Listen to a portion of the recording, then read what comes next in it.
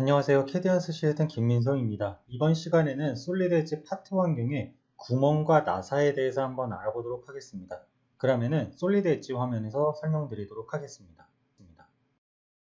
구멍을 한번 사용해 보도록 하겠습니다. 우선은 구멍 같은 경우에는 스마트 스텝이 총 3단계로 이루어져 있고요. 첫 번째 단계는 평면을 선택하는 단계입니다. 그래서 평면을 선택하도록 하고요. 그리고 구멍을 생성할 때에는 항상 구멍형 원이라는 도구로 생성을 해주셔야만 해요. 만약에 그리기에 있는 일반적인 스케치를 그리게 되면 어떻게 되는지는 직접 그려서 한번 보여드리도록 하겠습니다. 자, 그래서 제가 원을 10파이짜리 원을 하나 그렸고요. 마찬가지로 완전 구속을 한번 해줘 보도록 하겠습니다. 자, 그 다음 구멍형 원을 통해서 배치하기 전에 구멍 옵션을 눌러보도록 할 텐데요. 배치하고 나서 구멍 옵션을 선택하셔도 상관없습니다. 자, 그래서 구멍 옵션을 선택해 보면은 솔리드 엣지에서 생성할 수 있는 구멍의 타입은 총 5타입이 있습니다. 단순형 구멍, 그 다음 스레드, 카운터 보어와 카운터 싱크, 그리고 테이퍼, 이렇게 5종류가 있고요. 우선은 단순형 구멍부터 한번 사용해 보게 되면은 우선은 중요한 거는 여기 표준이 있습니다. 그래서 인치 단위계를 쓸지 밀리미터 단위계를 쓸지 아니면 그에 따른 이제 어떤 국제 규격들을 쓸지 선택해 주시면 되고요. 그 다음은 이제 크기인데 크기 같은 경우에는 여기다가 직접 입력을 해 주셔도 됩니다. 그리고 솔리드 엣지에서는 이렇게 옵션에 대한 정확한 미리 보기 설명이 나와 있기 때문에 이 부분을 참고하시면은 뭐 헤매시거나 잘못 넣을 경우는 없고요. 자, 그래서 제가 여기다가 이제 10mm짜리를 뚫을 거고요. 그리고 여기 있는 구멍 범위 같은 경우에는 우리 돌출을 생성할 때 봤던 옵션이죠. 그래서 지금 다음 면까지로 되어 있는데요. 이거를 한정 범위로 바꾸고 구멍에 대한 깊이 값은 제가 30mm로 한번 해보도록 하겠습니다. 그리고 바닥면에 대한 부위 각도는 뭐냐면은 보통 드릴로 구멍을 뚫게 되면은 여기 바닥이 평평한 게 아니라 뾰족하게 되어 있죠. 그래서 요거를 체크하게 되면은 그 뾰족한 부분까지 이제 미리 보기가 표현이 되게 되고, 그리고 구멍에 대한 깊이를 지정을 할 건데 바닥면 부위 각도를 포함하지 않을 건지 아니면 포함할 건지 선택할 수 있는 옵션이 있습니다. 그래서 이것도 변경하는 거에 따라 미리 보기가 바뀌기 때문에 참고하시면 되겠습니다. 자, 그리고 솔리드 엣지에서 구멍은 굉장히 유동적일 수 있기 때문에 사용자가 저장을 해놓고 사용할 수가 있습니다. 자, 지금 여기 보게 되면은 지금 5가지가 미리 등록이 되어 있는데요. 요거 같은 경우에 이제 제가 한번 등록을 해볼게요. 명칭은 드릴이라고 해서 10파이에 30mm다. 이 저장하는 저장 이름 같은 경우에는 사용자들이 쉽게 알아볼 수 있는 명칭으로 정의해 두면 되겠죠. 자, 그래서 이렇게 저장을 하게 되면은 여기에 저장이 된 거를 볼 수가 있고요. 자, 이거를 선택할 때마다 그 저장할 때 사용했던 옵션들이 이렇게 표시가 되게 됩니다. 자, 그래서 이런 저장 옵션들도 활용을 하시기 바랍니다. 자, 그 다음 확인을 눌러주고요. 여기에다가 배치를 한번 해보도록 할 텐데요.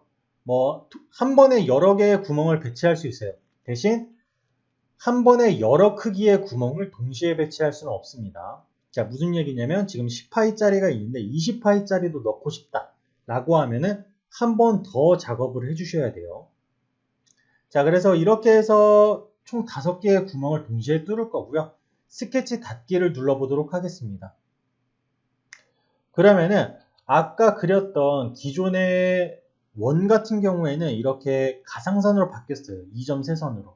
자, 그래서 일반적인 그리기 도구를 사용하게 되면은 이러한 것들이 있기 때문에 참고적으로 알아두시고요. 그리고 제가 일부러 구멍 하나를 이렇게 모서리에다가 걸쳐놓게끔 생성을 했는데 단면을 보게 되면은 30mm의 드릴 구멍이 생성된 것을 확인할 수가 있죠. 자, 그 다음 ESC를 누르고 구멍 옵션을 한번 수정을 해볼게요. 정의 편집을 누를 거고요. 정의 편집에서 구멍 옵션을 그냥 누를 겁니다. 아니면은 스케치에 들어가셔서 직접 변경하셔도 돼요. 자, 구멍 옵션이 외부에 나와 있기 때문에 스케치에 꼭 들어가는 불편함은 이제 없고요. 요거를 누르게 되면 아까 보셨던 동일한 옵션 창이 나타나게 됩니다. 그래서 스레드도 한번 보게 되면 스레드 같은 경우에는 규격도 중요하지만 밑에 하위 유형에 일반 스레드와 파이프 스레드 그리고 테이퍼 파이프 스레드에 대한 내용들도 있기 때문에 이거에 따라서 아래 크기에 대한 규격들이 바뀌게 됩니다. 그래서 이 부분들도 한 번씩 확인해 보시고 파악해 두시기 바랍니다.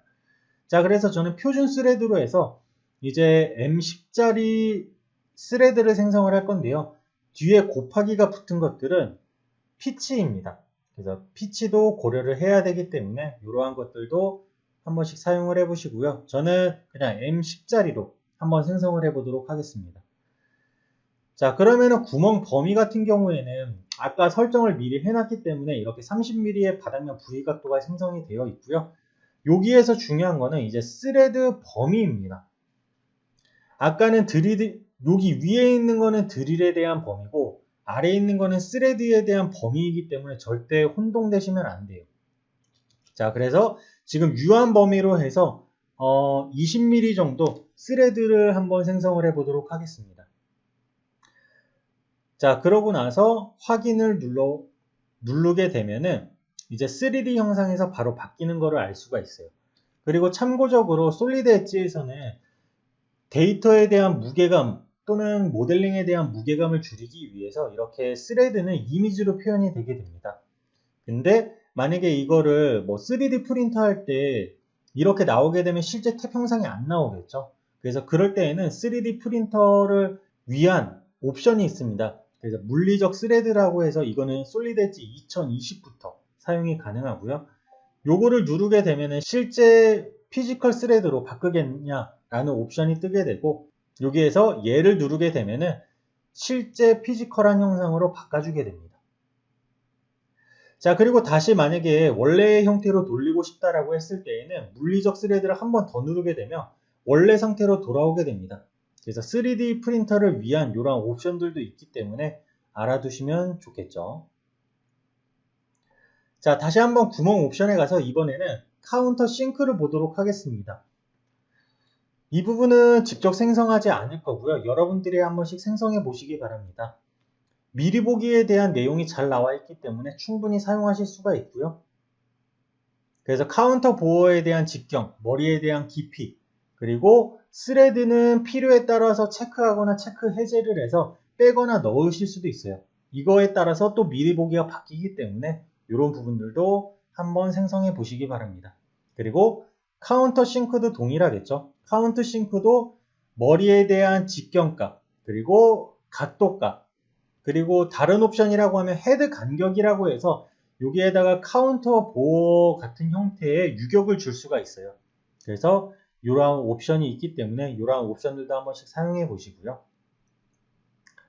자, 다음은 테이퍼로 넘어가겠습니다. 테이퍼 같은 경우에는 직접 생성을 해 볼게요. 옵션을 보게 되면은 직경을 주게 돼 있는데 직경에 대한 기준값이 테이퍼 하단에다 주겠는지 아니면 상단에다 주겠는지 하는 옵션이 있습니다. 그래서 저는 상단에다 줄 거고요. 이제 테이퍼에 대한 그 기울기 값은 각도나 소수점 또는 비율로 줄 수도 있습니다. 그래서 저는 각도로 해서 10도 정도 줘보도록 하고요. 그리고 길이 값은 여기에다가 길이 값이 아니라 직경 값이죠. 직경 값은 여기에다가 주면 되겠죠. 그래서 직경 값을 주고 확인을 누르게 되면은 이렇게 테이퍼가 생성되는 것을 보실 수가 있습니다. 이렇게 해서 구멍에 대해서 알아봤고요. 이번에는 구멍 하단에 화살표를 누르게 되면 나사가 있습니다. 나사가 지금까지 만든 거는 앞나사라고 했으면 이제는 순나사를 만드는 방법입니다. 자, 그래서 기존에 있던 형상은 제가 지우고요. 여기에다가 형상을 하나 다시 만들어 보도록 하겠습니다. 순나사이기 때문에 이제 원기둥을 생성할 거고요. 그래서 단면인 원을 생성을 하고 여기다가 치수를 줄 겁니다. 그리고 여기에서 나사를 사용할 때 중요한 점은 치수가 그 스레드를 줄 때 그 규격들이 정해져 있었을 거예요. 그래서 그 규격에 맞는 지름값이 입력돼야지만 해당하는 규격을 선택할 수가 있습니다. 자, 그래서 저는 10파이라고 이렇게 지정을 해줄 겁니다. 자, 그리고 이 상태에서 이제 스케치 닫기를 누르고 길이 값은 100mm를 한번 줘보도록 하겠습니다. 자, 그러고 나서 나사를 선택해 보게 되면은 우선은 여기에서 표준은 어떤 걸로 선택을 할지 먼저 선택을 해주시면 되고요.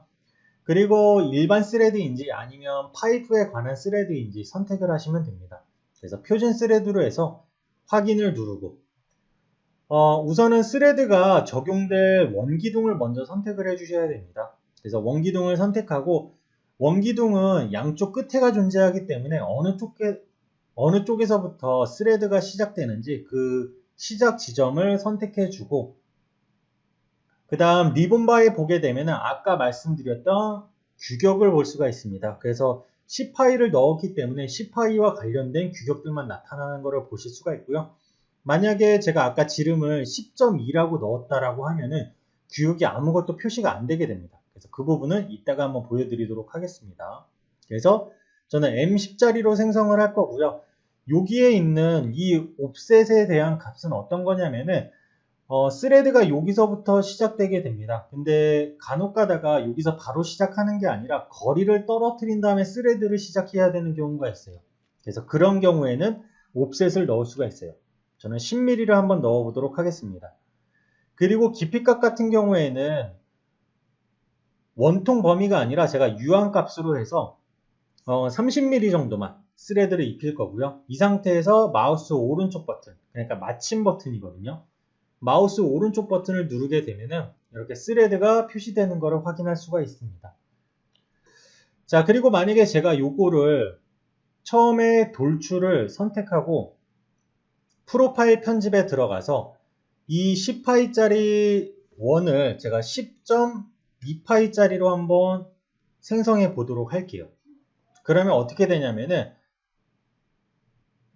나사에 대한 형상에 에러가 나게 됩니다. 자, 왜 그런지는 정의 편집을 눌러서 세 번째 단계에 가서 크기를 보게 되면은 보시는 것처럼 10.2와 매칭되는 규격이 없기 때문에 이렇게 에러가 나는 것을 보실 수가 있습니다.